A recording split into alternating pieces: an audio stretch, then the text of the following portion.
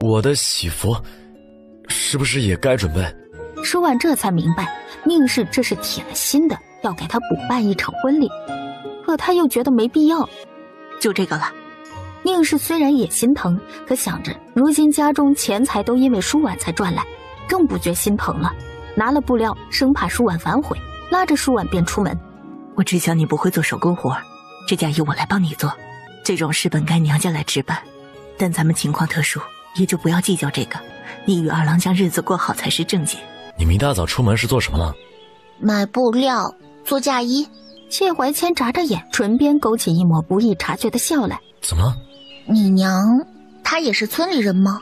不是，不过我父母对以前的事很少说，只知道他们是从北边逃荒往安州来的，至于老家是在哪儿，他们并未跟我说过。他不由想起原生母亲的身世。那你究竟是怎么想的？什么？就嫁衣的事儿啊？我能决定？那我的喜服是不是也该准备？那你自己跟你娘说去。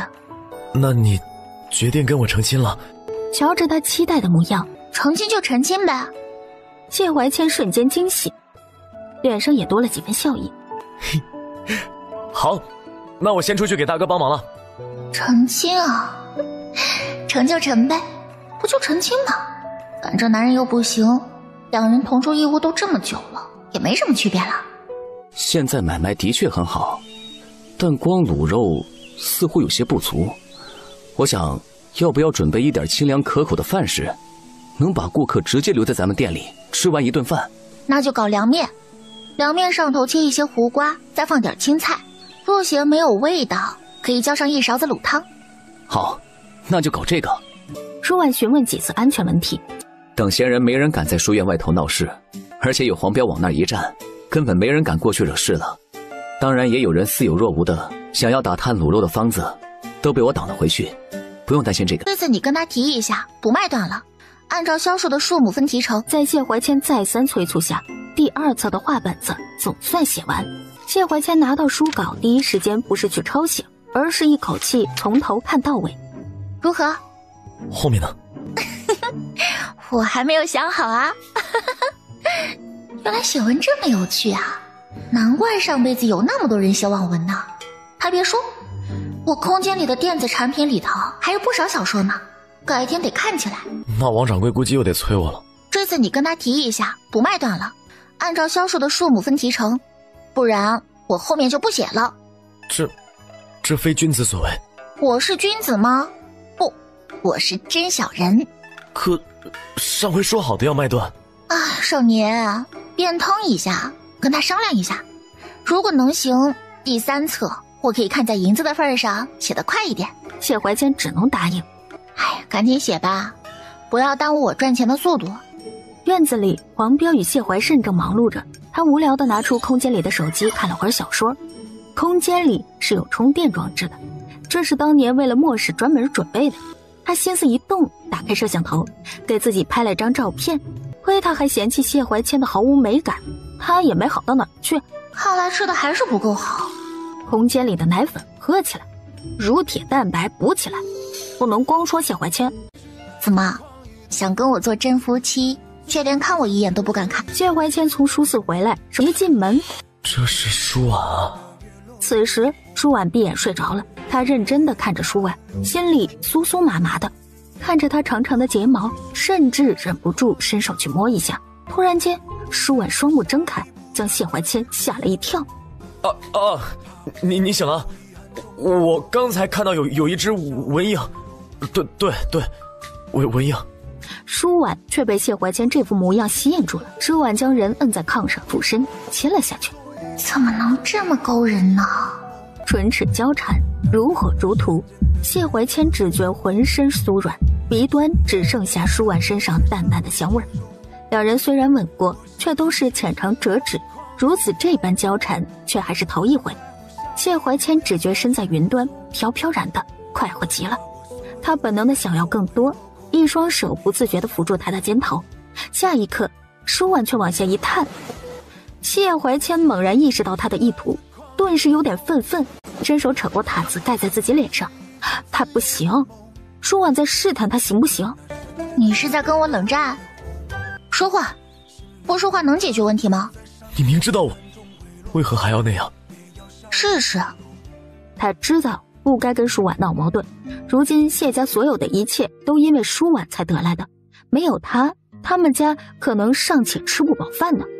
可他心里就是不舒坦，他喜欢舒婉，想要与他做真夫妻，比谁都渴望。看着我，怎么想跟我做真夫妻，却连看我一眼都不敢看了？我这也是为你好，你知道的，我其实也懂一点医理，我也在研究这个事儿，所以想检查一下在你情动的时候是否会有不同。先养好吧，慢慢来，我相信你可以的。长这么帅，废了多可惜啊！老天爷既然把这个男人送进我的生活里，又怎么会真让他中看不中用？他起身在谢怀谦唇上亲了一下。你干什么？王掌柜答应了，后期每卖出1本给4文钱。可问过第一册卖了多少本？问了，他说光博云省便卖了400册，其他地方路途遥远，暂时不清楚卖得如何，但他认为应该不错。画本子就是细水长流的营生，他有信心，但凡买过第1册的都会想着去买第2册。虽然进了8月，可天气似乎还挺热的。舒婉没吱声，一抬头就见谢怀谦在脱衣服。谢怀谦一向秉持君子风度，所以往常换衣服洗澡都是避着舒婉的，即便是夜里也穿着中衣中裤，裹得严严实实。没想到这会儿竟大白天的当着他的面脱衣服。谢怀谦，你是在勾引我吗？我出去了。人来的莫名其妙，走的也是莫名其妙。都说女人心海底针，这男人的心也差不离了，看不懂啊。没过多久，谢怀谦回来，手里拎着几串葡萄，他也不说话，坐下开始抄书。舒婉抬头看他，谢怀谦却当看不见。你这是干什么？又闹别扭啊？没有，你就没发觉我已经胖了一些吗？没看清。转瞬瞧见舒婉突然避开炕桌，滚他这边来了。你干什么？想干你，想检查一下你是不是真的胖了。不可以。嘴上说着不要，可舒婉手摸到他肩膀的时候，他也没躲避开。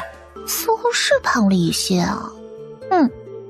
触感没了，异样的情愫也没了。他可耻地发现自己很希望舒婉的动作再大胆一些。我们家尚未解决温饱问题，谢家已经开始请下人了。那是不是你继妹舒明月？舒婉定睛一瞧，还真是，只是舒明月探头探脑，似乎怕什么人一样。我们走吧。两人进了牙房，却不知舒明月已经瞧见舒婉婆媳俩了。舒婉不是嫁给了谢二郎那个倒霉蛋儿，他还盼着他这没良心的姐姐会跟着倒霉呢，可怎么看着像过了好日子？凭什么呀？而舒婉进了牙房后，也算是见识了古代的人口买卖市场。两位太太挑挑，这些人呐，都是咱们调教过的，保证没有问题。后面如果犯下大错，尽管给咱们退回来。舒婉并不会挑人，宁是便是大拿。他转悠一圈，指着一个女人问了几个问题。就她吧。办理了各项文书，再去衙门存档。这位名唤东娘的女人变成了谢家第一位仆人。眼瞧着舒婉婆媳俩带着一个女人和牙房的人去了衙门，舒明月已经不能用震惊来形容了。谢家是如何在这么短时间里发达起来的？后面的女人是谢家买的下人，我们家尚未解决温饱问题，谢家已经开始请下人了。舒婉与宁氏嘀咕两句，将舒明月正好堵在旁边的拐角处。姐姐，好巧。哼，巧不巧的，你自己不知晓吗？你不是一路跟着过来的？怎么，看到我现在过得好，心里不舒服啦？没有，看到姐姐过得好，我只有替你高兴的份儿。那就不必了。就如今舒明月的样子，很难想象一个国家的王爷能够下得去嘴，不嫌恶心吗？姐姐，求你救救我吧！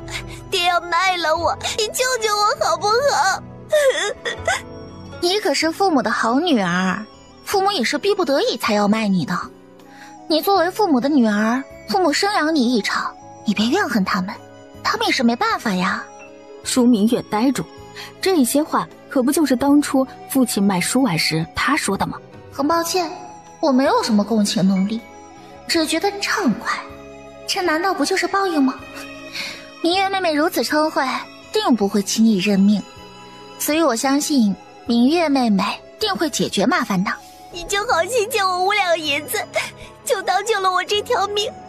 以后我这条命，你让我做什么就做什么，求你了，姐姐。爹找的这个人都20多岁了，长得丑陋不堪，求你了，姐姐。没想到竟是给找个人嫁，还是个20来岁的呢。可原身呢？在原书剧情里，原身可是被卖给了地主家，那地主都50多岁了，比舒桂山年纪还大。我可怜舒明月，那谁来可怜原身？你死了这条心吧。舒明月，莫要妄想跟着去我家，或者是找舒桂山夫妻过来讹我。你敢带他们过来，我就能让你们见不到明天的太阳。不信你就试试。舒婉扔死狗一样将舒明月扔在地上。舒婉怎能如此冷血？我们是亲姐妹啊！我都那么求舒婉了，舒婉为何就不肯放过我这一马？父母之命，媒妁之言，有当娘的定下亲事，当儿子的还能不应？而且你家大郎都25、26了吧？不是我说，这个年纪的青年成亲早的儿子都7、8岁了，更何况腿脚还不好。我儿腿脚不好怎么了？我家也不稀罕你家这腿脚齐全的。滚！你这人怎么不讲理呀？我好心给你儿子说媒，竟还这样对待，活该你家瘸子打光棍。让过来，别怪我不客气。你一边待着去。突然抬腿一脚踹在王婆子的脸。活该你家瘸子打光棍。你滚！你让我滚我就滚了。哗啦一声，一盆脏水从天而降。滚！妇人连滚带爬的走了。妇人离去不多久，气势汹汹而来，在她身后赫然跟着3个膀大腰圆的壮汉。少跟老娘来这套！我好心来你家说亲，你家却泼我脏水，这就是君子行事了。呸！今日不打的这个小娘们儿跪地求饶，我就不姓王。哎呀，都是邻居，何必闹得难堪呢？是啊，本来也是你说话难听，人家才动手的。闭嘴！那是没打你。说着，王婆子朝舒婉过去，身后的彪形大汉也过来，试图要制服舒婉。光天化日，朗朗乾坤，你们莫要欺人太甚。我们就欺人太甚了，怎么了？谁敢过来？别怪我不客气。你一边待着去。突然抬腿一脚踹在王婆子的脸上，舒婉一脚一个，不多时便掀翻在地。没想到都是中看不中用的。原本以为谢家最厉害的是谢怀慎和后来的黄彪，没想到这个看上去娇滴滴的小媳妇才是最厉害的。怎么，不服气？4人齐齐摇头，面露惊恐，相互搀扶着迅速离去。人有所长，你不必如此。像独树一帜，我不就不行？这不一样。怎么就不一样了？我还觉得咱们这样挺好呢，一文一武多好。不一样，男子该护着自己的妻儿的，可这一路走来，却一直是你护着我们一家。你带着我们一家走出困境，又带我们过上好日子，我深觉愧对娘子。娘子对谢家的付出，我这辈子恐怕都无以为报。舒婉，待我身体好些，你教我拳脚功夫吧。好，难道我也将谢怀谦放在心上了？夜里2人躺下，谢怀谦道：你有没有觉得我很没用？是挺没用的。怎么，话是你问的，我回答了，你又不高兴了？没有。说完滚过去，从后头隔着被子抱住他，突然伸手一探：我是遗憾你2兄弟没用。舒婉，怎么，这样不就成了？不是你口口声声说我们是夫妻吗？哎呀，逗你玩呢。你不也说了，等身体好了跟我学拳脚功夫，所以你急什么？咱们就当交换，你教我读书识字，我教你拳脚功夫啊。可想着自己的身体，也真是大哥不说二哥了。舒婉爬起来，从空间掏出一包乳铁蛋白，撕开口子，直接往谢怀谦嘴里倒。谢怀谦根本来不及挣扎，就被塞了一嘴，忙不迭的干咽下去。这是什么？从身上搓的仙丹。谢怀谦的确识趣，不该问的一句也不多问。娘，如果咱们现在买宅院，钱够吗？现在也能住得下呀。不方便了，以后人会越来越多。舒婉当机立断跟黄彪说，今日找好人后，再去之前的牙行问问房子的事儿，最好买个2进的。行。饭后各自便忙碌起来，舒婉则与宁氏又一次去了之前的牙行。去之前，宁氏还特意询问了东娘，可有人品不错之人。东娘感激东家，并给他指了2个。到了牙行一番讨教，那2人确实不错。舒婉与宁氏一番思量，干脆将这2个婆子都买了下来。舒婉，房子看了2处了。舒婉开门，看见谢怀谦惊喜的模样，心尖上突然一动，回过神来的时候，谢怀谦已经被他拉进屋子。怎么了？没怎么，瞧着你方才笑的模样格外好看，你再笑一次。你这，母亲他们还在外面呢。早走了，笑吗？果然，人的笑发自内心的笑和摆拍时候是不一样的。唉，真帅。这是何意？俊的不像话。在他唇边落下一吻。就这么结束了？谢怀谦内心里期待更多，有些失落，追上去。舒婉，怎么还想亲？还想亲？话音未落，舒婉捧起他的脸又亲了上去。原来吻是这样的，不光是在外头辗转的。谢怀谦像个才开包的小媳妇儿。傍晚时分，舒婉去厨房亲自掌勺。这是谢家4口过的第1个团圆节，加了一个黄标，勉强也算齐全。舒婉菜色做得多，个个都香气扑鼻。宁氏端了1碗红烧肉去了狄家一趟，回来端了1碗炒河虾回来。不多时，隔壁魏家也送过来1碗甲鱼汤。作为回礼，谢家回赠1碗卤肉。这日闻之肉味儿，自打吃过一回，我家小子便馋着，多谢了。谢怀谦赫然发现自己跟前摆着那碗甲鱼汤，谢怀谦企图拿起来给大哥。哎，我用不上，用不上。又看黄彪，哼，光棍一个，哪会稀罕这个？谢怀谦看着甲鱼汤如坐针毡，不就1碗汤，喝了又能怎么样啊？谢怀谦一怔，面上潮红，一咬牙，干脆端起来喝了下去。可尝尝，舒婉可是难得下厨。你瞧这人家纳妾就不眼馋？我现在连圆房都做不到，纳妾给你啊！早饭后，众人收拾骡车，将1桶麻辣烫的汤底装上。等到了那边，蔬菜、豆腐之类的打水煮过，舀上1碗汤底，再浇上调开的麻汁，吃上1碗热腾腾、香喷喷的麻辣烫或者汤面，肚子里别提多舒坦了。因为人多，舒婉和谢怀谦倒是没跟着去。这是为你儿子准备的。我儿子不就是你儿子？怎么了？万一我只想睡你，却不想生孩子呢？古代女子生子素有闯鬼门关一说，从怀孕到生产足足要10个月，几乎是一个女人最虚弱的时候。到了那时候，她的武力值、她的本事恐怕都得缩着了。没有自保的能力，让舒婉有些恐慌。以后家中仆人可能会越来越多的。那不一样，别人能保护和自己能自保是2回事。如果我不想生，你会纳妾吗？谢怀谦突然觉得胯下冰凉。如果你不想，那便不生，但我不纳妾。那不需要传宗接代了。传宗接代有大哥呀。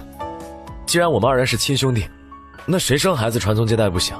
若你不生，到时让他们多生几个，挑一个你喜欢的，抱养在跟前就是了。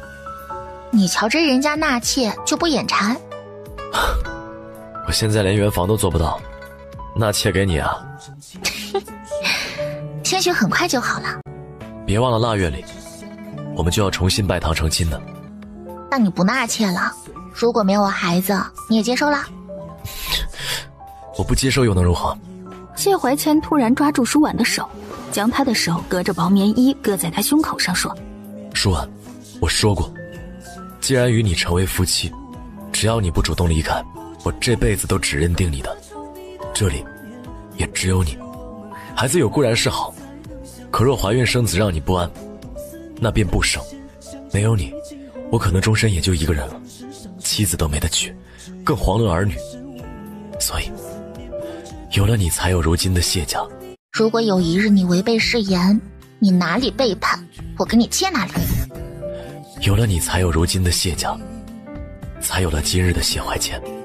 没有你，要孩子又如何，要妾又如何？我想要的自始至终都只有你。这大概是谢怀谦跟舒婉说过最长的一段话了，却也是他心里的肺腑之言。若非舒婉，他还是那个人人惧怕的霉运罩顶之人，自小定下的亲事都能退了，遑论他人。谢怀谦轻轻将舒婉揽入怀中道：舒婉，我有你便足矣。希望你能记住。自然，君子一言，驷马难追。如果有一日你违背誓言，你哪里背叛，我给你切哪里。谢怀谦一怔，胯下又是一凉，幸亏那里至今还没反应，不然能生生的给吓回去。弟妹，麻辣烫卖得极好，傍晚那顿我们再多卖些。晚上人少一些，莫要准备太多，不然剩下沿街不好叫卖。我晓得，因为降温，不少人都稀罕热汤面，一些凉的东西啊都不怎么稀罕了。咱们的卤肉单独卖的也没以前好，但汤面和麻辣烫却是极受欢迎。我大体算了算，进项也是不少的。舒婉，你睡着了吗？睡了。哦，你能亲亲我吗？你能亲亲我吗？谢怀谦自己愣住，他竟然直接说出来了。舒婉顺势就一把过来了，伸手扯着谢怀谦的被子，结果扯不动。松开啊，我冷啊！怎么想让我亲你，还得让我冻着？这时候舒婉的半边身子直接贴上他的了。侧过身来。谢怀谦脑子嗡嗡的，听话的侧身，接着舒婉便扶住了他的脸，亲了下来。这大概是两个人头一次如此的亲密，比以往的任何一次都要强烈。舒婉伸了舌头，谢怀谦震惊不已，想到之前也有过一回是这样。两人随着亲吻越靠越近，谢怀谦只觉得浑身滚烫，胸腔里一种无法言说的感觉慢慢的扩散到四肢百骸，也扩散到小腹，还有些急切。他大惊失色地看向舒婉，舒婉亲吻着他，轻声安抚：受着便好，这是为了你好。谢怀谦浑身僵硬，全身的感觉都聚集到了那里。舒婉的手像带了魔力，舒婉的手像带了魔力。舒婉，不要这样了。我认为这是最好的方法。谢怀谦痛苦不言，舒婉抬起他的手放在自己身上。什么感觉？谢怀谦僵硬的像一块石头，哪怕肉送到了嘴边，仍旧不知如何动作。啊，不是你要求我亲亲你的吗？怎么，以后不亲了？还亲？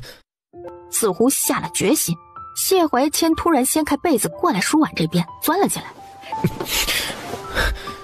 舒婉，出去。谢怀谦觉得脸都丢到爪哇骨了，舒婉肯定是嫌弃他没出息了。可他越是这样，舒婉越是不想告诉他谢怀谦的小兄弟其实是有了一点小变化的，就让他自卑着去吧。我们以后能睡一张被窝吗？不能。明月啊，这些天你是去哪儿了？闻着父亲身上的酒味，舒明月格外厌烦。也没什么，就是前阵子去省府认识了一位公子。谁能想到呢？他前脚被舒婉奚落一通，后脚就被人怜香惜玉了。那公子相貌虽然不出众，父亲却是官绅，自己又是秀才，对他编造的身世毫不怀疑。你们不要问太多。黄彪已经去那边打探过，铺子也有个小间，1年租金也是2两。这2日啊，我便去租赁下来，回头收拾一下，我让黄彪带一个婆子过去忙碌那边。到时候不管汤底还是卤肉，都得加大用量了。那进货那边都打点好了？都打点好了。那屠户是咱们合作许久的神是厚道人，若有事也能提前说。谢怀慎如今做事越来越稳妥，对这些事说的也是头头是道。明年二郎赶考也不用担心赶考的费用了，即便到京城去，咱们也能拿得出盘缠了。一家人都笑了起来。这一切都亏了舒婉。舒婉并不谦虚，因为这是事实，但能光靠他自己也不成，也得有一家人的配合。一番讨论之后，利润各分了10两作为零花，剩下的暂时放在宁氏这边，因为日后想扩大买卖，少不得要花钱。舒婉，真的谢谢。我们以后能睡一张被窝吗？不能。那亲一下呢？舒婉看他，烛火下谢怀谦的那张脸俊俏的不像话，怎么能有这样的男人呢？一张脸好看成这样，身体又不好，竟然还能不显得女气，偏偏性子又是这样的，真的太好聊了。后世可没有那么纯情的男人吧？舒婉勾勾手指，舒婉，拽着他的衣襟，让他被迫低了身子，亲完拍拍他屁股，睡去吧，一个被窝太挤了。他拍了我的屁股，屁股怎么能不拍呢？哦，对啊，我们是夫妻，好风妻印子，让你在这世间做最幸福的娘子。我明年就要科考了。加油。哎，他真的很不走心啊！有你之后，我就不再倒霉了。那当然了，我早就说过，我是福泽深厚之人，跟我在一起，连带着你也能好运。你说的没错，的确是这样。那我肯定能顺利参加府试院试。舒婉，我一定好生努力，日后封妻印子，让你在这世间做最幸福的娘子。一夜大雪之后，四处里白茫茫一片。舒婉与宁氏出门时，在街上便被人认了出来。舒婉呀，求你帮帮忙，求你帮帮忙啊！舒婉嗤笑一声，继续走。你们舒家果然没个好人，一家子靠着卖女儿过日子，卖完大的卖小的，如今有钱了，还不定在外头干什么勾当呢？这说的是舒家，跟他又有什么干系？舒婉啊，你瞧着现在也是有钱人了，你若是不肯帮忙，我便将你们舒家的事儿败坏干净。娘，您不要这样，我们回去吧。快跪下，你跪下跟我一起求他，不然我就去卖你了。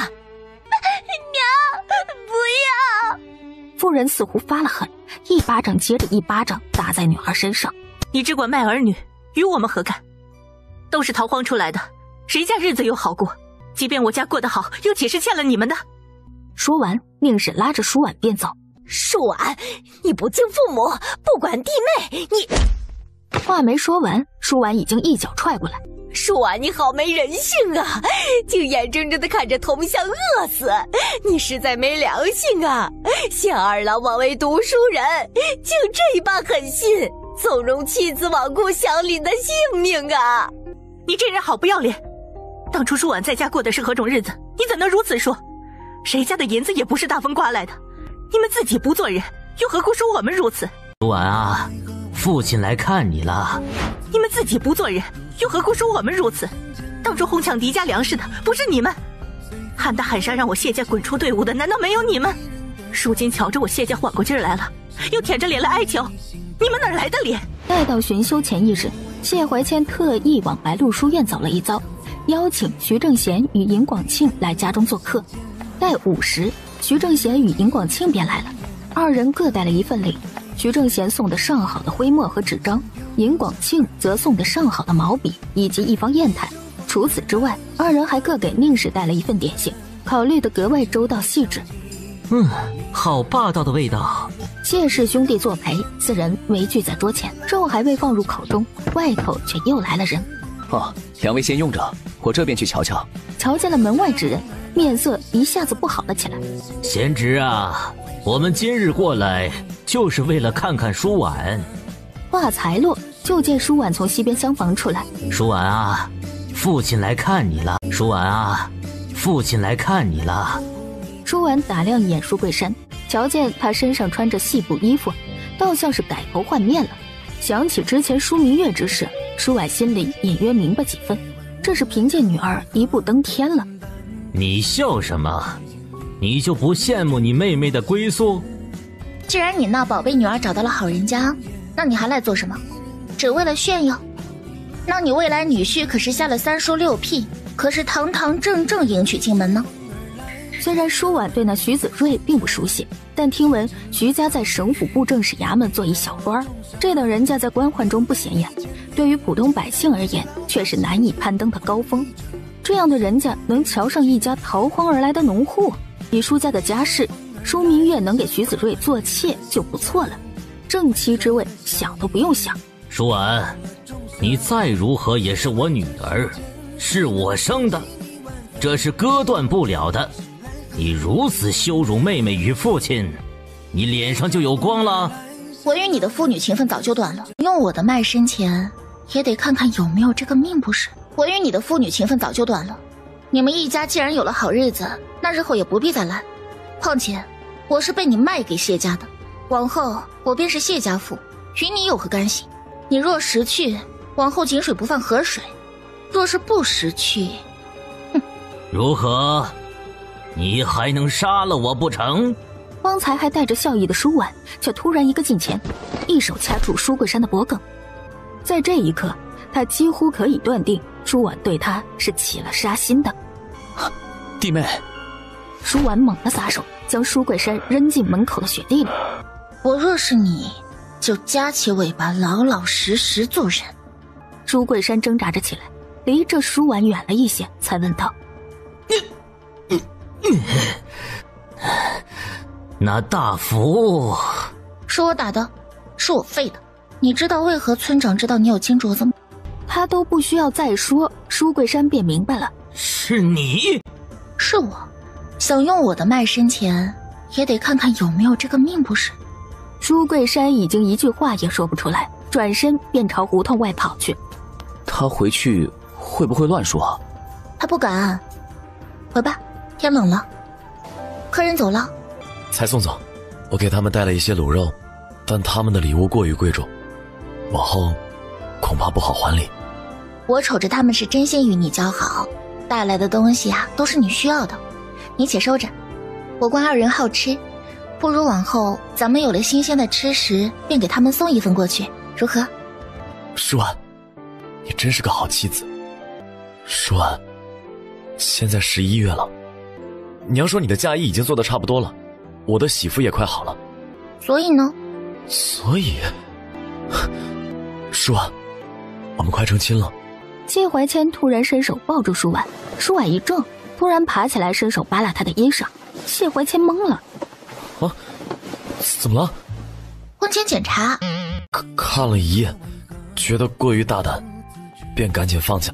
怎么了？婚前检查。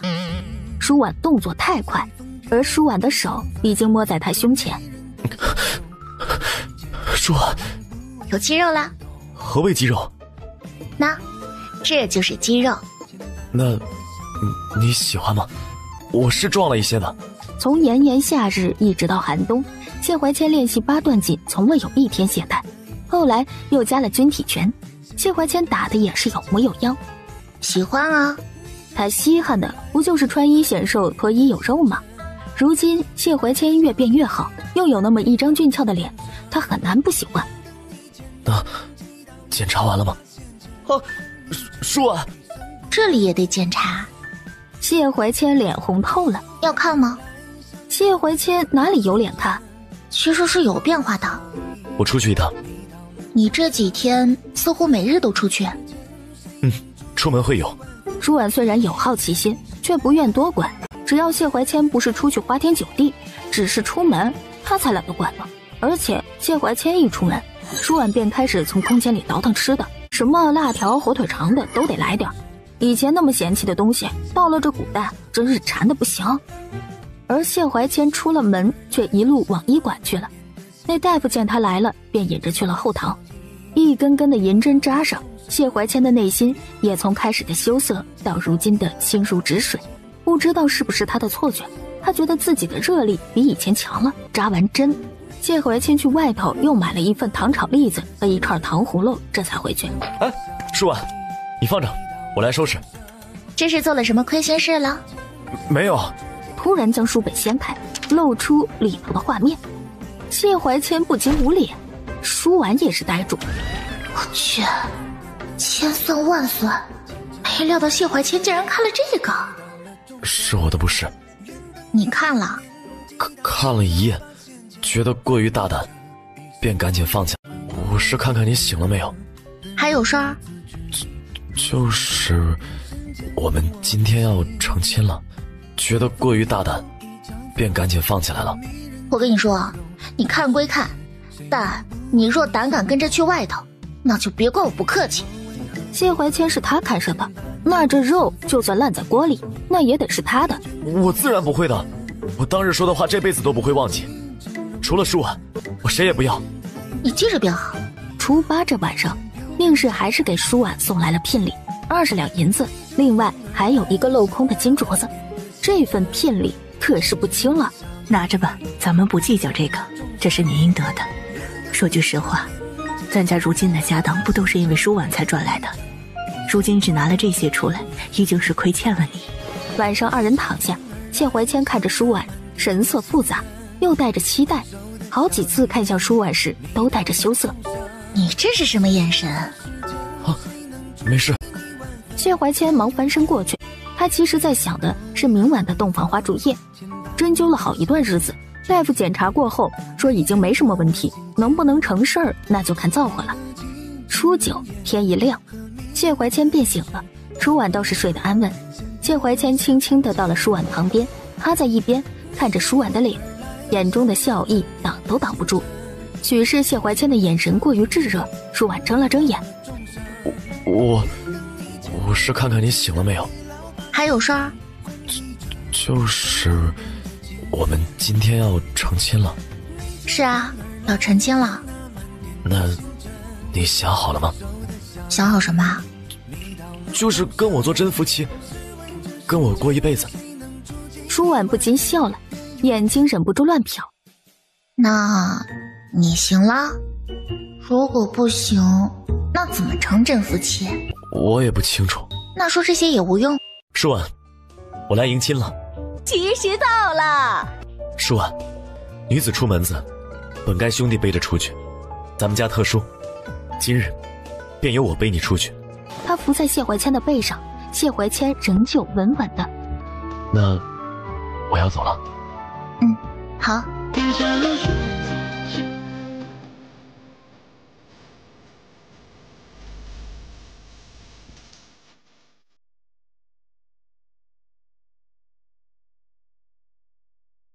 谢怀慎一声喊：“起轿！”便有轿夫将轿子抬起来，喜庆的锣鼓声也吹奏起来。附近的住户都在这边看热闹。舒明月站在街角，看着清俊文雅的谢怀谦坐在了绑了红绸的高头大马上，满脸喜色。不知为何，舒明月看到这一幕极为的刺眼。在他接受了徐子睿关怀时，他已经注定了这辈子与大红色的喜福无缘了。不是说谢怀谦霉运照顶，可如今瞧着既也不像。姑娘，我们该回去了。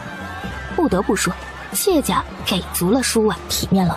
迎亲的队伍从谢家而出，绕着他们这边大街上绕一圈，再从胡同另一端回到谢家门前。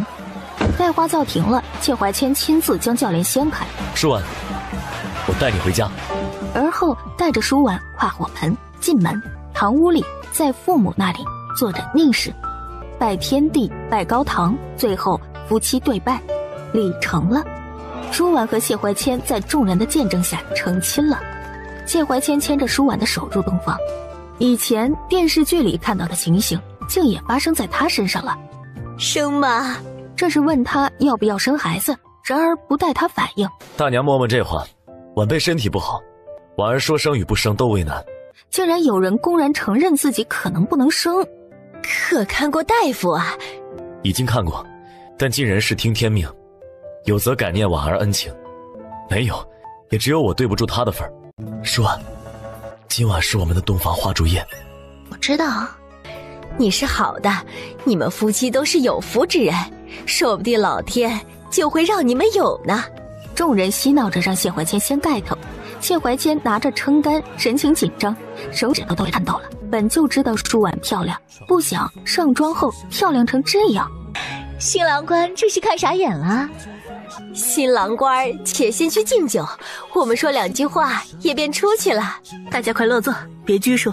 舒婉面冠如玉，谦谦君子，说的便是谢怀谦了。舒婉爬起来，突然将谢怀谦压在炕上，俯身便亲了下去。谢怀谦心跳如雷，娘子来吧，我准备好了。怕了？不怕。舒婉，今晚是我们的洞房花烛夜。我知道。他目光往下一滑，不禁笑道：行了，我试试。这么着急呀？谢怀谦搂住他的脖子就亲了上去。过了许久，舒婉手上不老实，谢怀谦也不曾阻拦。竟然真的是。谁能想到呢？之前一直不行，到了洞房花烛夜的时候竟是行了。男女欢爱，蓬勃翻浪，即便是寒冬腊月，空气里也弥漫着火热的情愫。过去许久，舒婉躺在那不想动了，谢怀谦却又翻身上来。婉儿，你还行啊？就试试。天亮时，舒婉醒来，一睁眼就对上一双好看的眼睛，这眼中带着绵绵情意，快要将人融化。谢怀谦忙收回目光说：你醒了？看多久了？哦，没多久。实际上天蒙蒙亮的时候就醒了，原来那就是洞房，原来那才是真正的夫妻。关幸福之事，如何不想得知？大夫检查了那东西，原来那就是洞房，原来那才是真正的夫妻。想到这儿，谢怀谦心中慌乱，伸手抱住舒婉。啊，这是打通任督二脉了。谢怀谦一声不吭，瞬间占领高地，小心翼翼地去亲吻她。可以吗？你这都撩拨了，能不行吗？舒婉只想骂一句大尾巴狼。谢怀谦像才开荤的毛头小子。昨晚你与舒婉虽是母子，可有些话也是问不出口。谢怀谦的脸直接红到耳朵根儿，轻声留下一个嗯字，便仓皇而逃。宁是一愣，接着便喜极而泣。原来还担心夫妻二人无法敦伦，如今却也成了事儿。果然，舒婉便是谢家的福星。自打舒婉来家里，日子一日一日的好了，有了余钱，还买了仆人。而今本没有希望的二郎也已经圆了房。今日都不在家，就咱们娘俩，就在你这用吧，你不用折腾了。二郎可说了出门做什么？估计是买笔墨去了。咱们过了年再攒攒银子，往城西买院子可好？自然是好，不过二郎明年2月就要现世，若是顺利，明年年底便要进京赶考。买了大院子恐怕也住不了几回，倒不如留着银子，等去了京城再买院子。那就先过了年再说。你是找大夫啦？是。大夫如何说的？谢怀谦有些难以启齿，他好意思说大夫让他自己用手来一回，然后检查那东西了吗？他实在说不出口。你想听？自然，事关幸福之事，如何不想得知？大夫检查了那东西，然后说可能与子嗣有爱，可孩子于我们来说本就是虚妄，所以我倒没觉得这有什么。那就不要想了，该扎针就扎，该锻炼就锻炼。大夫也是如此说的。你不温书吗？2月里不就开始现世了？温书的。他慢吞吞地往边上挪，突然停下，期待地瞧着舒婉。婉儿，说，我能亲亲你吗？当然可以，不过大夫有没有跟你说男子不可纵欲，不然对身体不好？大白天的我没想怎么着，就是想亲一下。行，那亲吧。多了亲密关系后，在亲吻时便多了旖旎和不舍。像这样的天气，不是万不得已，没人乐意出门的。但于谢家的生意来说，越是天冷，这买卖便越好。谢家的麻辣烫在白鹿书院广受好评，加上徐正贤与尹广庆二人时常过去，不少人知晓他们关系不错，也没人敢随意过去找麻烦。听谢怀慎所言，每日中午与傍晚，店铺里的生意都极为红火。晚间睡下的时间，谢怀谦的眼神又开始不拉丝儿了。舒婉钻进被窝，果然他的吻就落了下来。舒婉几乎不用检查就知道谢怀谦已经情动，反正时间不长。像肉吃进了嘴里，还没尝着肉味儿，肉已经被人夺走。谢怀谦非常愧疚，他问过大夫，大夫说还是因为身体的原因。行了，下来收拾一下。抱歉。多练习，以后会好的。舒婉，你想给我看什么？舒婉从柜子里拿出一东西递给他，试试。这是什么？想知道啊？谢怀谦当时瞪大眼睛，看着那块小小的布料，终于明白为何物了。这怎么会有这样的东西？试试，试试再说。谢怀谦带着疑惑躲进被窝，将那小小的布料穿上，觉得很神奇啊，因为很合适，非常恰到好处的都兜住了。舒服吗？舒服的。真是个神奇的东西啊！你一个他人外室，也有脸在这儿教我，舒服吗？舒服的。真是个神奇的东西啊！怪力乱神，以前的时候谢怀谦其实不信，可舒婉身上的疑惑很多，谢怀谦不由多想，但他也明白舒婉就是舒婉，再多的秘密那也是他的妻子。姐姐，娘子莫要碰瓷，我可没有妹妹。说完他便往前头去了，舒明月却从车上下来追了过来。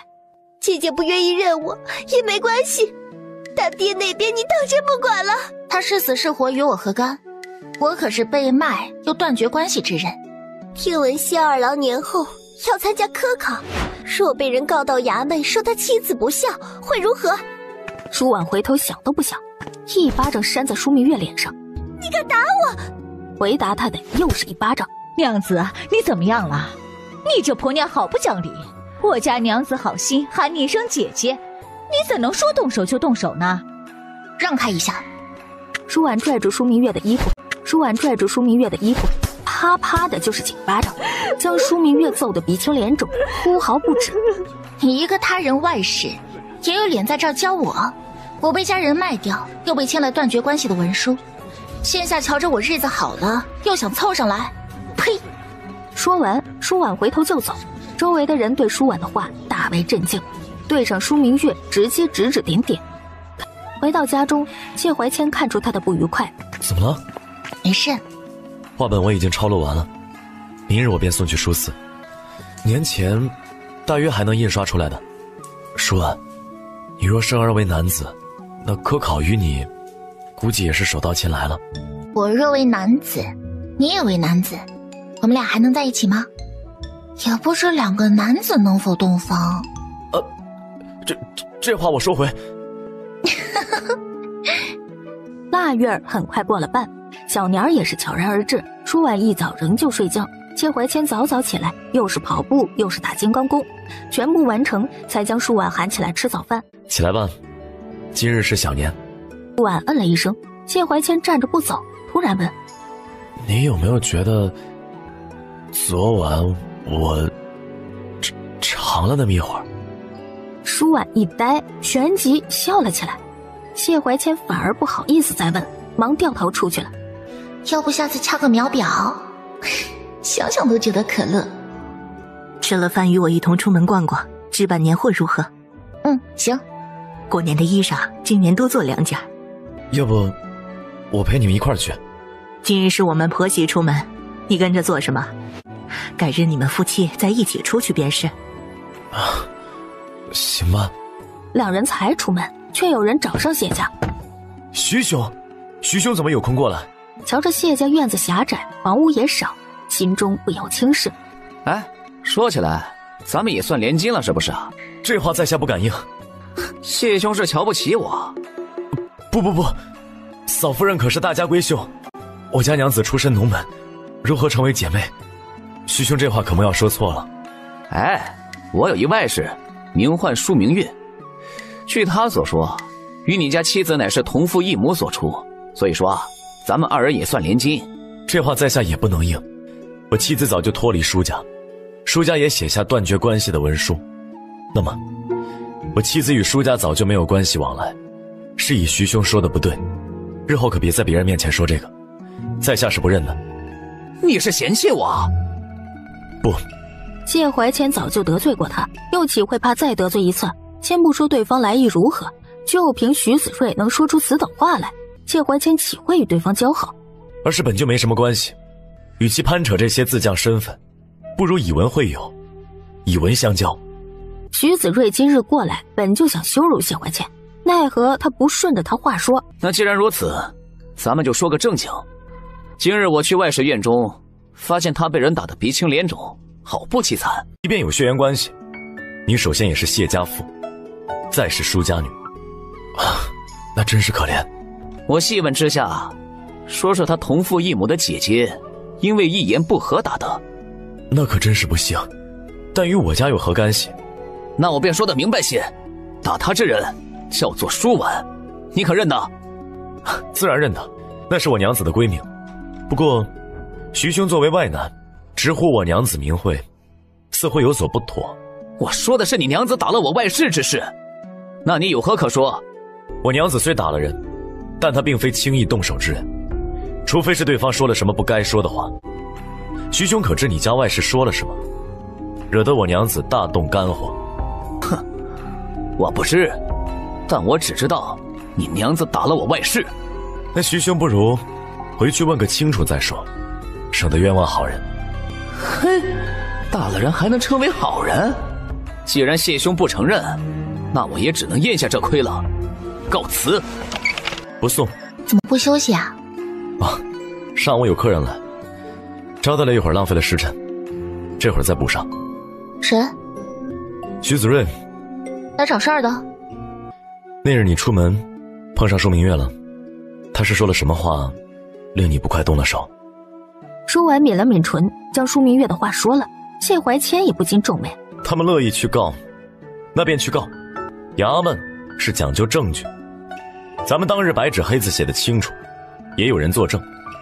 即便有血缘关系，你首先也是谢家妇，再是舒家女。饭后各自回屋，谢怀谦却烧了壶热水，躲在帘子后头清洗。舒婉一看便知，这男人又要开始了。待到炕上，谢怀谦直接将人压下，那吻便落了下来。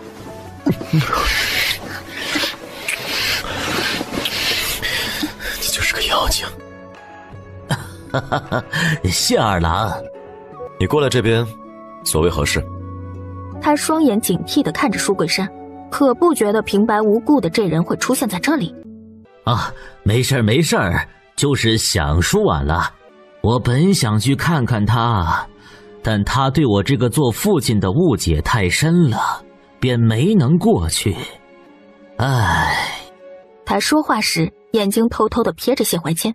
二郎啊，喊我谢怀谦便好。谢怀谦呐，我是舒婉的父亲。曾经是，在签了断绝关系文书之后便不是了。舒家任何事儿都与舒婉无关。若我是你，又不是只有这一个孩子，就安安生生的过自己的日子，何必平白遭人耻笑？那你便不怕我宣扬出去，说你谢怀谦夫妻不敬长辈？随便，是非公道自有理论。你也瞧见了，我谢家现如今不缺钱，来日如果对簿公堂，你猜那些乡邻会为谁说话？便是断绝关系的文书，我们这边也有，村长那边也有。谢怀谦凑近舒桂山，你家舒明贵不是说还想读书吗？你猜猜，我有没有本事让他往后在省府念不下去？舒桂山瞪大眼睛，谢怀谦笑了笑，转身便走。休息一会儿，贴春联。两边铺子的是不是也得写了贴上？大过年的，即便没人过去，也是这么个事儿，不是？行，马上来。而舒婉与宁氏则在灶房里面准备傍晚的年夜饭。如今谢家日子好了，年夜饭准备的也丰盛。年夜饭做完，一家4口坐在堂屋的大炕上，酒菜摆满了一桌。今日过年，咱们都喝2杯，二郎可能喝2口，少喝点无碍。谢怀谦说着瞧向舒婉，男人是很在意被人说不行的，谢怀谦就格外在意舒婉的态度。当初该多买点葡萄酿出来才好。既然舒婉喜欢，明年秋日咱们多准备一些就是了。听闻皇宫里也有葡萄酒，是西域使者作为贡品送来的，除非是皇帝亲信，否则都分不到1盏半盏。哎，弟妹，这葡萄酒可能酿了卖？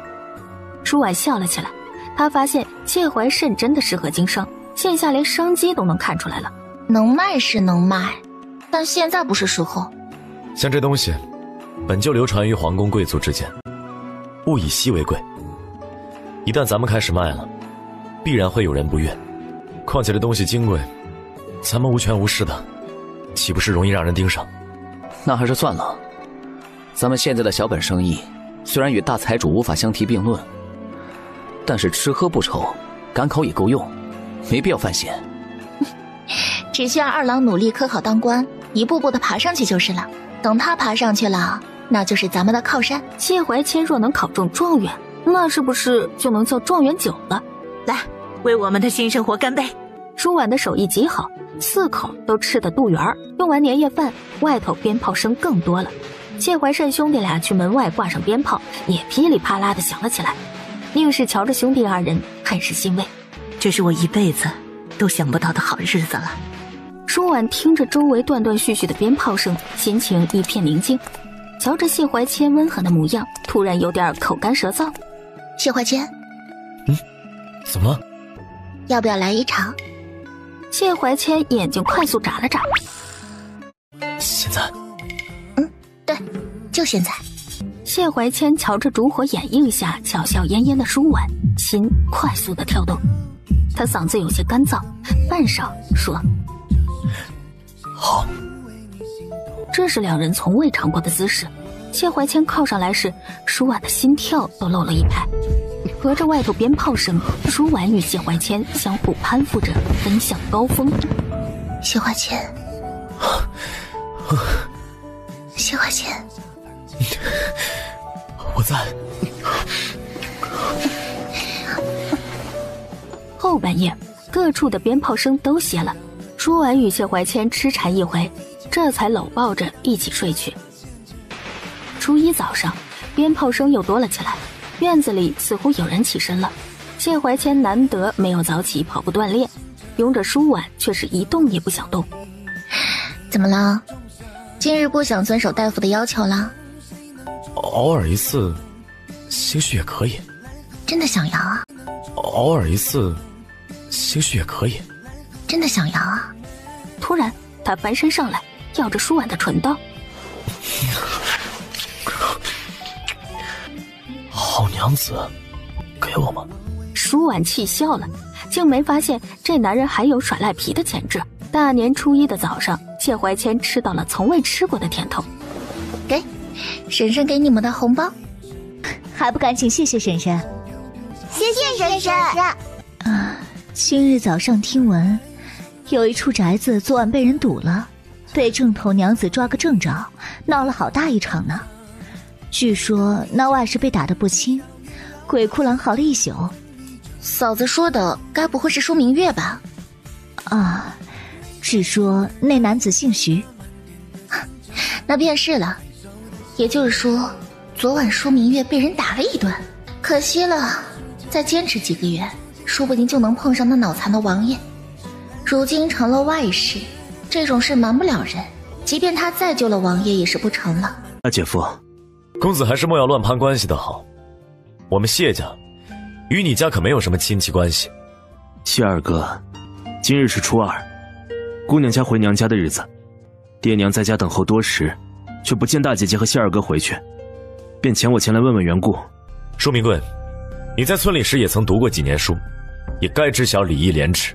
说出这等话，你不觉得羞耻吗？当日你父母卖女时，原本你可以阻拦，可你只轻飘飘地说了一句便不再言语，那是白纸黑字，签字画押。舒婉卖与我谢家，自此与舒家再无瓜葛。当日你也在场，你这也忘了，今日你也15岁了，也算成人，是个男人，就该劝住自己爹娘，莫要再来纠缠舒婉，而非明知是错，反而纵容父母来闹舒婉。如今竟还恬不知耻地来到门前，请舒婉回娘家。我敢问，你有何颜面，有这个勇气说出这话？凭你们舒家配吗？凭你们舒家配吗？谢怀谦的话一个脏字也没有，却句句打在舒明贵的身上，让他羞臊不已。我这些话你也可以不听，但想闹事，尽管来试试。我谢家还从未怕过，我们谢家行得正，坐得端。不信，你就来试试。慢走，不送。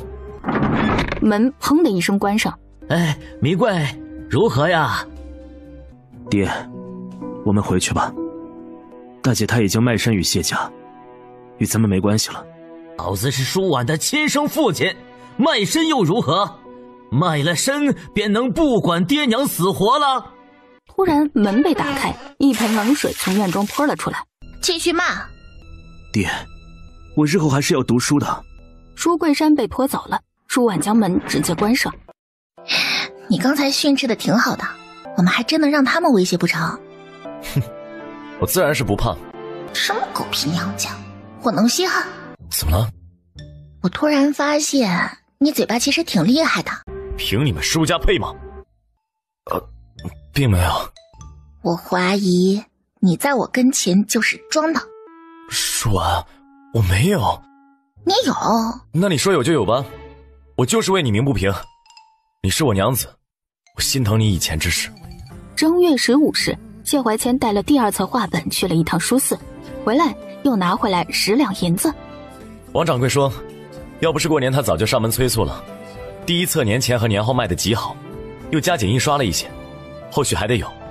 等第2册出来，估计还能引起一波大卖潮。婉儿，你知道吗？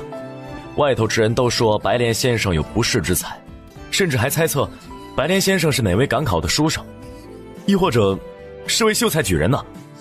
嚯，这评价可够高了。可惜了，不能让女人科考，不然就我这本事，不得做个大将军或者宰相啊。谢怀谦扑哧一声笑了，不禁将人揽进怀里，小声道：那你就是我的将军。